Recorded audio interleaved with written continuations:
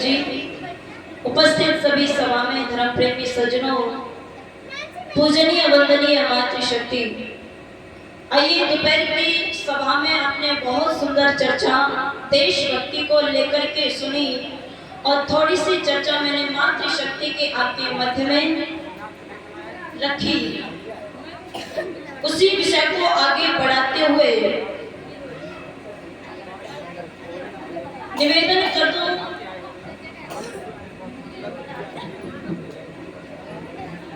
ओम ओम। जो मुसलमान धर्म की स्थापना किसने करी आप सभी जानते हैं, मोहम्मद साहब ने। ईसाई धर्म की ईसा मसीह ने, और बौद्ध धर्म की महात्मा बुद्ध ने, और जैन धर्म की महात्मा महावीर जैन ने करी थी। इन सभी का सीमित समय इतिहास में लिखा हुआ है, लेकिन जो सनातन धर्म की जो सृष्टि आदि काल से जो वेदों की परंपरा है, इसकी कोई बोलो। सभी का पता है कि इसकी स्थापना किसने करी, लेकिन ये सत्य सनातन धर्म की स्थापना सृष्टि के आदि काल में उस परम पिता परमेश्वर ने हमें चारों वेदों का ज्ञान बोलो हमें प्रदत्त किया। और क्यों किया कि ये वेदों का स्वाध्याय करके, वेदों को पढ़ करके अपने जीवन को कैसे सफल बनाना है, कैसे जीवन को अच्छा बनाना है। इसीलिए ईश्वर ने सबसे पहले सारी सुख सुविधाएं, सारी विद्याएं हमें आदि काल में ही दे दी। आप कभी जब फोन खरीदने जाते हैं तो फोन के साथ में दुकानदार एक पुस्तक देता है कि ये फोन कैसे आपको सीखना है, कैसे चलाना है। ठीक इसी प्रकार ने ईश्वर ने हमारे जीवन के साथ वेदों का ज्ञान हमें प्रदत्त किया। और जो व्यक्ति वेदों के मार्ग पर चलता है उसका जीवन हमेशा सुखमय होता है। ये भारतवर्ष की जो भूमि है, ये ऋषि मुनियों की भूमि है। सबसे पहले जब हम संकल्प पाठ पढ़ते हैं, यज्ञ करते हैं, तो पौराणिक पंडित भी बोलो आर्यवर्त कह करके बोलो संकल्प पाठ बुलवाता है। उसकी हिम्मत नहीं है कि वो ईसा मसीह का कोई संख्या ले ले। सबसे पहले आर्यवर्त का उच्चारण करता है। किसी भी पंडित को अपने घर बुलाओगे तो भी वो यही करेगा, आर्यवर्तांतर्गते। ये देश, ये भूमि आर्यों की, ऋषि मुनियों की रही है। ये देश ऋषि मुनियों ने सजाया है और कहा कि सबसे पहले इस देश का नाम आर्यवर्त, उसके बाद सोने की चिड़िया। और ये देश गुरुओं का भी बोलो सबसे आगे रहा है। विदेश से लोग आते थे इस देश में शिक्षा ग्रहण करने के लिए, लेकिन अब देख लो कितना दुर्भाग्य है कि भारत को छोड़ करके अपने बच्चों को कहाँ भेजते हैं, विदेशों में भेजते हैं और अपना नाम बड़ा सोचते हैं। अरे इससे बड़ा दुर्भाग्य क्या होगा। तुम अपने भारतवर्ष को छोड़ करके बोलो विदेशों में शिक्षा को ग्रहण करने जाते हो।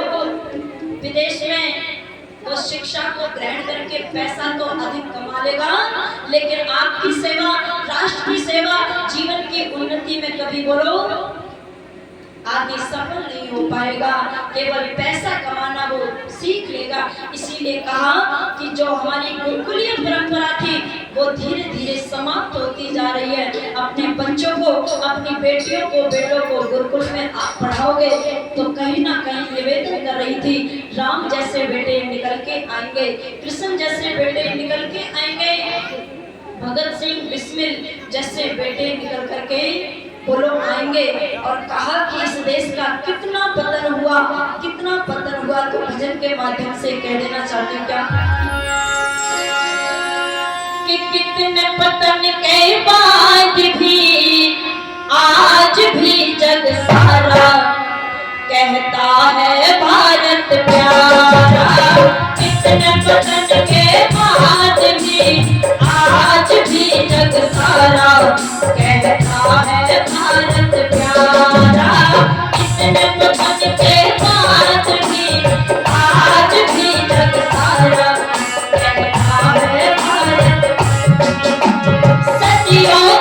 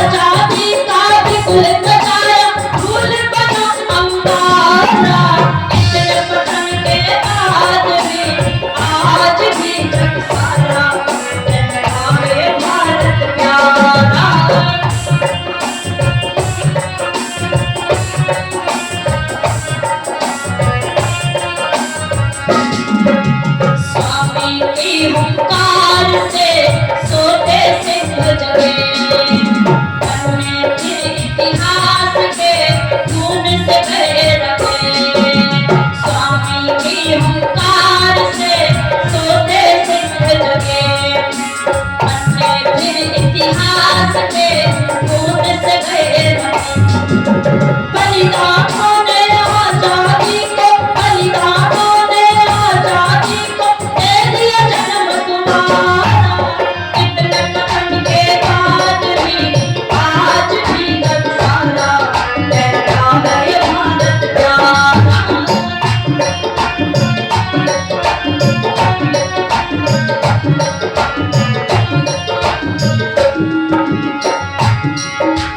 अमर ग्रंथ सत्यार्थ ने खोली सबकी पोल, अमर ग्रंथ सत्यार्थ ने खोली सबकी पोल।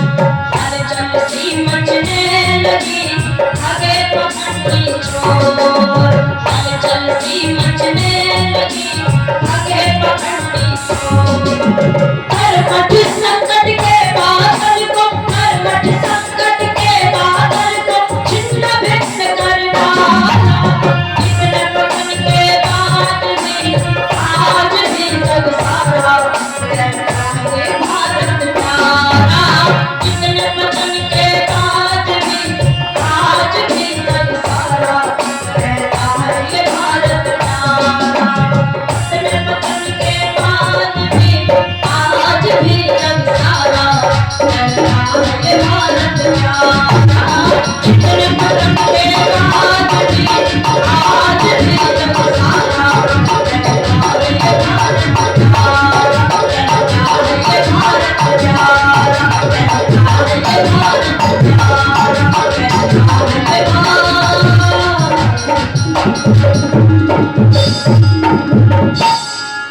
बोलिए भारत माता की। स्वामी की हुंकार से सोते सिंह जगे और पन्ने फिर इतिहास के खून से गए रंगे, और बलिदानों ने आजादी को दे दिया जन्म दोबारा। और जब सत्यार्थ प्रकाश को पढ़ा वीरों ने, और ये देश उन वीर ऋषि मुनियों का रहा है, लेकिन धीरे विदेशी कंपनियां आती रही, मुगल आते रहे, ब्रिटिश शासन करने लगे, तो इस देश का बोलो पतन होने लगा। ऋषि दयानंद जी ने जब उन वीरों को प्रेरणा दी, कहा कि चाहे विदेशी राजा पिता के समान प्रेम क्यों ना करे, फिर भी बोलो अपने देश का राजा नहीं होना चाहिए, अपना राजा अपने देश का ही होना चाहिए। जब इतना पतन इस देश का ऋषि दयानंद ने देखा, तो लोगों ने नारा लगा दिया कि आजादी चाहिए, दोबारा से वही देश चाहिए, वही ऋषि मुनि वाला देश हमें चाहिए। और आपके क्षेत्र से आपके पास में सांजापुर पड़ता है। जब वो वीरों की टोली जो तैयार हुई स्वामी दयानंद के प्रवचनों से, सत्यार्थ प्रकाश को पढ़ने से पता चला, भगत सिंह, राजगुरु सुखदेव और पंडित बिस्मिल जब निकल पड़े आजादी के लिए, तो भागते भागते एक गांव में भगत सिंह चले गए, एक घर में घुस गए और देखा कि उस घर में एक बूढ़ी माँ बैठी है और एक नौजवान बहन है। जब देखा कि इस घर में एक वृद्ध माँ बैठी है और एक नौजवान बहन है, अभी विवाह नहीं हुआ है, तो भगत सिंह ने प्रश्न कर दिया उस माँ से, क्या माँ आप इस घर में दो ही हैं? आप दो माँ बेटी रहते हैं? बोले हाँ, ये मेरी बेटी है। क्या अभी तक विवाह नहीं हुआ है? कि बेटा मेरे पास इतना पैसा नहीं है कि मैं अपनी बेटी का विवाह रचा दूं। उस समय भगत सिंह के पीछे पुलिस लगी और इनाम लगा दिया गया कि जो भगत सिंह का पता बताएगा उसको 5000 रुपए का इनाम दिया जाएगा। उस समय भी देखो उन वीरों का क्या विचार हुआ करता था। कहा कि माँ मेरे पीछे पुलिस पड़ी हुई है और जाकर के बता देना उन पुलिस वालों को कि मेरे घर में भगत सिंह छिपा हुआ है, तुझे 5000 रुपए मिल जाएंगे और 5000 रुपए से मेरी बहन का विवाह रचा देना। उस समय ब्रिटिश शासन चल रहा था। निवेदन कर देना चाहती हूँ, एक दिन वो भी आया कि भगत सिंह को, राजगुरु सुखदेव को पकड़ लिया गया और वो भी सुबह हुई। ऐसे वीर जो आर्य विचारों के कि जाते जाते भी पहले पूछा गया कि आपकी अंतिम इच्छा क्या है, तो भी वो वीर जवान कहते हैं, अरे हम यज्ञ और संध्या हवन रचाना चाहते हैं, घी सामग्री ला दो और संध्या निवेदन कर देना चाहते हो, ईश्वर का धन्यवाद देना नहीं भूले। वहां पर भी यज्ञ रचाया, संध्या उपासना करी, दंड बैठक लगाई, कहा कि फांसी की बात सुन करके वजन कम नहीं हुआ था और बढ़ गया था। पता चला आज भगत सिंह की फांसी होनी है और बाहर बहुत भारी संख्या में उनके पिताजी किशन सिंह सिंधु जी भी बाहर खड़े हुए हैं, लेकिन कुछ पता नहीं चला कि अभी तक भगत सिंह की फांसी हुई है या नहीं। वो पिता खड़ा है, आज मेरे बेटे का फांसी पर चढ़ जाएगा, इस दुनिया से विदा हो जाएगा, लेकिन वो सब को लेने के लिए खड़े थे। अपने बेटी का शव गेट पर खड़े हैं जेल की, लेकिन जब सूचना मिलती है, जो जेल के अंदर दूध पहुंचाने का कार्य जो करता था ग्वाला, वो आकर के सूचना देता है, अरे किशन जी कब तक वेट करोगे, कब तक इंतजार करोगे, फांसी की कार्रवाई तो हो चुकी है। पता चला कि जो वीर बहादुर जो बेटा था भगत सिंह, पिताजी शव के इंतजार में खड़े हैं, लेकिन अंदर ही अंदर फांसी दे दी गई और उन सभी साथियों को, भगत सिंह को एक बोरी में फांसी लगा करके टुकड़े टुकड़े कर करके बोरी में पैक करके और ट्रक में फिरोजपुर के पास में सतलज नदी पड़ती है, वहां पर पहुंचा दिया गया, लेकिन पिता के हाथ में शव नहीं दिया। पता लगा कि नदी के किनारे जितने भी मित्र संबंधी जितने फांसी हुई थी, सभी की जो लाश थी एक बोरी में पैक करके पहुंचा दी गई है। पता चला पिता को, तो वहां पर पिता भी खड़े हैं और एक जो ईशा सिंधु ग्रंथकार था, एक विद्वान भी था उनकी अंत्येष्टि करने के लिए, लेकिन उन लोगों ने उनके हाथ में भी विधि पूर्वक अंत्येष्टि संस्कार नहीं करने दिया। ट्रक से लाश को उतारा और डीजल छिड़क करके वहां पर उसको उल्टा सीधा जला करके गंगा में बहा दिया। इतनी दशा देख करके पिता रोने लगते हैं। फिर दोबारा से जब वो लोग अंत्येष्टि करके चले गए दोबारा जेल को, फिर जो कुछ हड्डियां बची थी, कुछ मांस जो भी बचा था, क्योंकि अधूरा जला के गए थे, वो दोबारा से गंगा जी से निकाल करके फिर विधि पूर्वक उनका अंत्येष्टि संस्कार किया गया। अरे बहनों, ये आजादी ऐसे नहीं आई, ना जाने कितनी बहनों की मांग सुनी हो गई और ना जाने कितनी बहनों की कलाई सुनी हो गई और ना जाने कितनी बहनों की गोद सुनी हो गई, तब जाकर के ये आजादी आई है। आपके शाहजहांपुर में पंडित बिस्मिल हुए हैं, वो भी बोलो इस देश के खातिर विदा हो गए और उनका जो कहते हैं मित्रता एक मुसलमान के साथ थी, वो भी कहता है कि मेरा दुर्भाग्य है कि मेरा जन्म मुस्लिम समाज में हुआ है, लेकिन मैं पूर्णतया कौन हूँ, आर्य हूँ और नित्य प्रतिदिन शाहजहांपुर आर्य समाज में बिस्मिल के साथ यज्ञ करने के लिए जाते थे। आज उस बेटे की भी फांसी चढ़ रही है। एक माँ जिसका एक बेटा और पत्र लिख देता है, माँ मेरा बड़ा दुर्भाग्य है, आज मैं इस दुनिया से जा रहा हूँ, लेकिन दुख इस बात का है माँ तेरी सेवा नहीं कर सका, दोबारा से मुझे ऐसी माँ देना, दोबारा से तेरी सेवा करने के लिए इस देश में आऊं। और गोरखपुर की जेल में बैठ करके अपनी माँ को पत्र लिखता है, और क्या पत्र लिखता है कि गोरखपुर की जेल में बैठा, गोरखपुर की जेल में बैठा माँ को लिखता, गोरखपुर की जेल में बैठा माँ को लिखता, देश धर्म का दीवाना, देश धर्म का दीवाना, गोरखपुर की जेल में बैठा माँ को लिखता परवाना, देश धर्म का दीवाना, देश धर्म का दीवाना।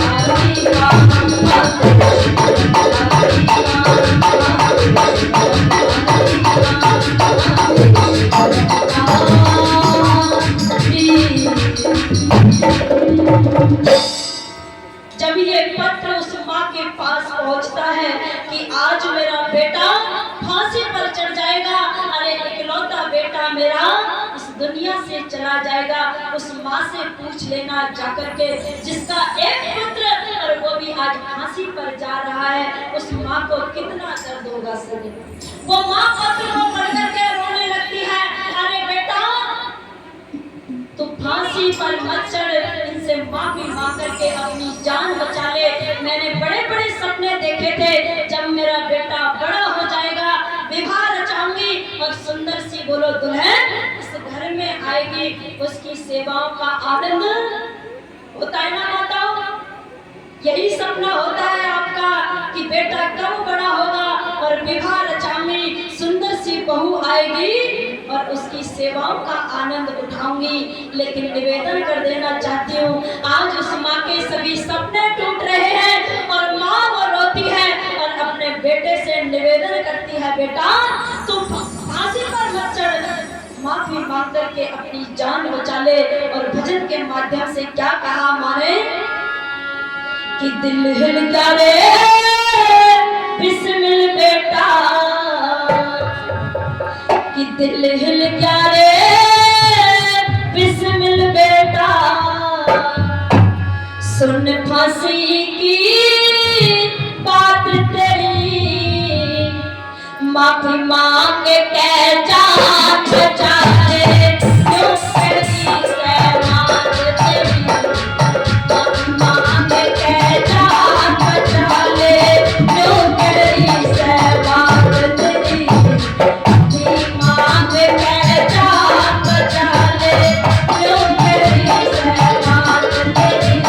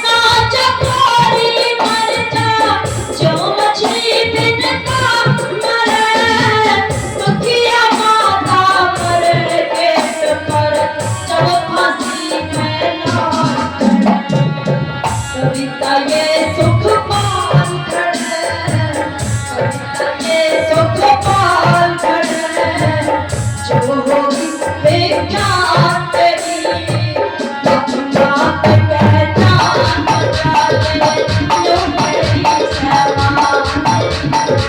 बात पहचान बचा ले जो मेरी सेवा, बात पहचान बचा ले जो मेरी सेवा,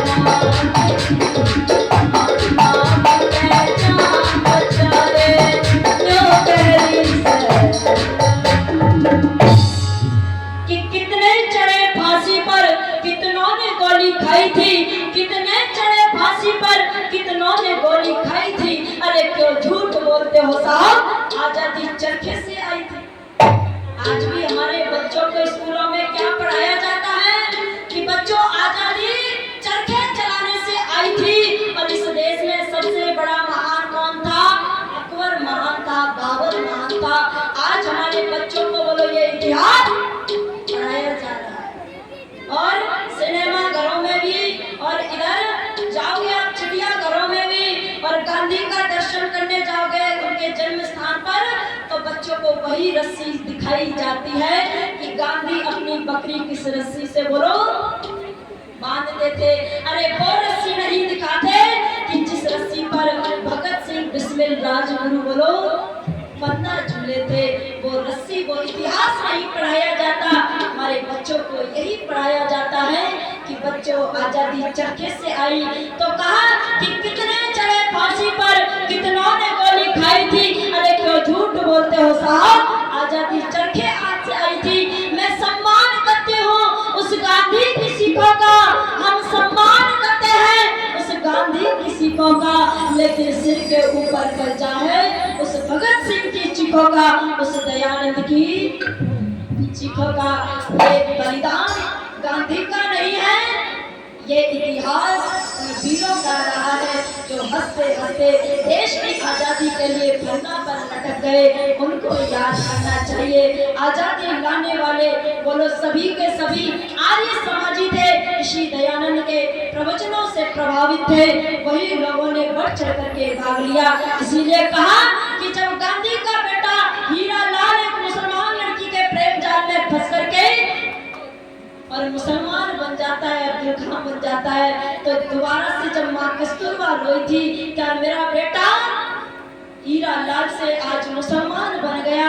गांधी जी कहने लगे हमारे पास अब कोई बोलो कोई चारा नहीं कि इसको दोबारा से हीरा लाल बना दे। ये केवल आर्यों के पास इतनी शक्ति है कि ये दोबारा से बोलो हीरा लाल बना सकते हैं। वहाँ आर्य आगे गए और निवेदन कर देना चाहती हूँ, जो हीरा लाल मुसलमान बन गया दोबारा से उसका शुद्धिकरण करके और हीरा लाल माँ कस्तूरबा को सौंप दिया। ये इतिहास आर्यों का रहा है। इसलिए कहा आर्यों ने देश बचाया, कोई जाने जाने ना। आर्यों ने देश बचाया, कोई जाने जाने ना। कोई जाने जाने ना, कोई जाने जाने ना। आर्यों ने देश बचाया, कोई जाने जाने ना। आर्यों ने देश बचाया, कोई जाने जाने ना।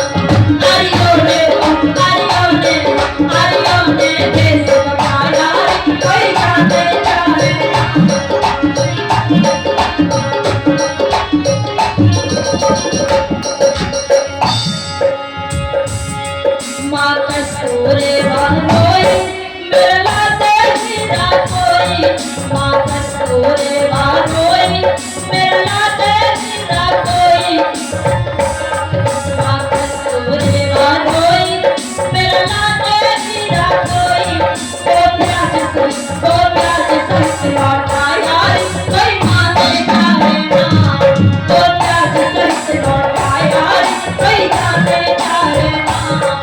आरियों ने देश बताया रे कोई जाने जाने ना।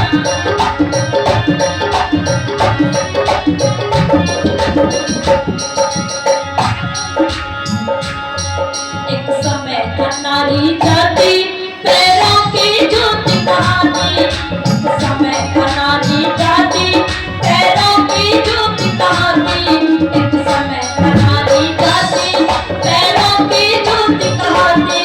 नारी का नारी का नारी का मान बढ़ाया रे कोई जाने जाने ना, नारी का मान बढ़ाया रे कोई जाने जाने ना। आरियों ने देश बताया रे कोई जाने जाने ना।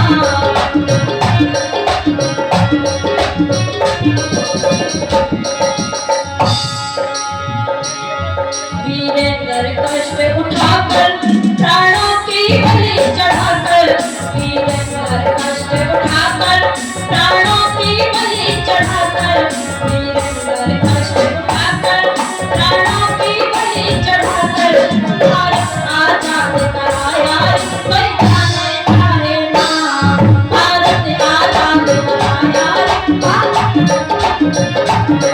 आरियों ने देश बताया रे कोई जाने जाने ना, आरियों ने देश बताया रे कोई जाने जाने ना। कोई जाने जाने ना, कोई जाने जाने ना। आरियों ने देश बताया रे कोई जाने जाने ना, आरियों ने देश बताया रे कोई जाने जाने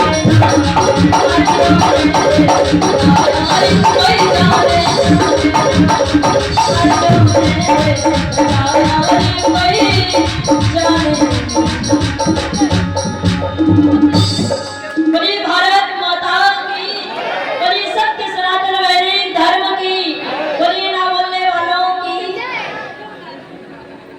किसी की भी जगह बोलने से मतलब है